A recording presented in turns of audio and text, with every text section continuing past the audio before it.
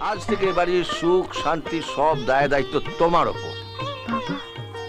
আরে তখন থেকে তুই খেয়েই যাচ্ছিস, কিছু বল। কি বলবো?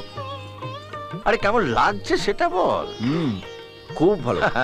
তাহলে পল্লবীকে তোর একটা গিফট দেওয়া উচিত। গিফট? হ্যাঁ, কিসের?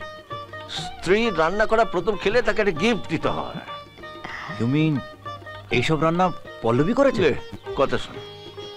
তা তুই কি ভাবলি তোর ঠাকুমা স্বর্গ থেকে নেমে এসে রেঁধে দিয়ে গেছে? হ্যাঁ, সমস্ত কিছু এ করেছে সারা সকাল জুড়ে। হ্যাঁ, বিয়েটা না করলে এসব মিস হয়ে যেত দেখছি।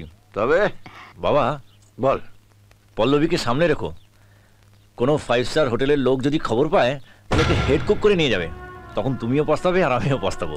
একটা কাজ করলে হয় না বাবা, আমরাই একটা 5 স্টার হোটেল খুলে বসি, যেখানে পল্লবী হেড কুক থাকবে, আর আমাদের একটা ব্যবসাও বাড়বে। আমিও ঠিক। একবার ভেবে দেখতে পারো।